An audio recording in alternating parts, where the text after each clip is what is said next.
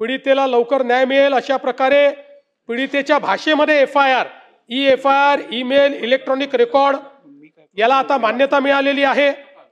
Electronic summons आता आपल्याला पाठवता येतं। द्वेष पसरवणे, मॉब लिंचिंग असे गुन्हे आता परिभाषित झालेले आहेत।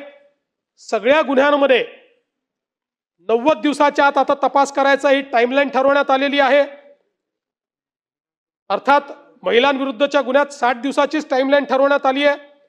आणि आता फॉरेन्सिक एव्हिडन्सला सगळ्यात जास्त महत्त्व प्राप्त झालेलं आहे आणि 7 वर्षापेक्षा जास्ती शिक्षेचे जे सगळे गुन्हे आहेत या गुन्ह्याचा तपास हा फॉरेन्सिक व्हॅननीच करायचा आहे। ती व्यवस्था आपण केली आहे। क्राइम सीनवर आता फॉरेन्सिक टीम त्या ठिकाणी जाईल, क्राइम सीनचा पूर्ण व्हिडिओग्राफी केली जाईल, एव्हिडन्स कलेक्ट करत असताना त्याची व्हिडिओग्राफी केली जाईल। कारण आपल्याला माहिती आहे की अनेक वेळा मग पंच सांगतात आम्ही नव्हतोच, आमच्या सह्या नंतर घेतल्या, हे इथे जप्तच झालेलं नाही आहे।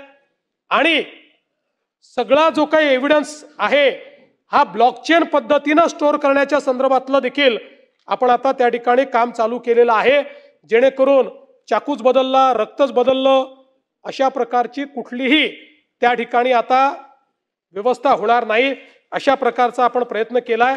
आणि या नवीन कायद्याने सगळ्यात चांगलं जर काही केलं असेल तर या नवीन कायद्यामध्ये क्रिमिनल जस्टिस सिस्टीम मध्ये प्रॉसिक्युशन किंवा डिफेन्स 2 पेक्षा जास्त तारखा मागू शकणार नाही अशा प्रकारचा नियम या नवीन कायद्याने केलेला आहे।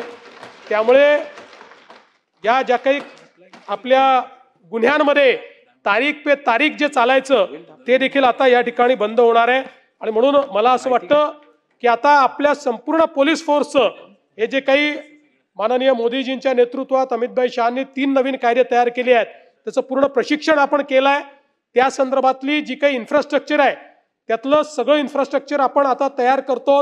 अजून सगळ्या व्हॅन्स आपल्या आलेल्या नाहीत, पण त्या आल्यानंतर क्रिमिनल जस्टिस सिस्टीम मध्ये देखील मोठ्या प्रमाणात बदल होताना आपल्याला पाहायला मिळेल।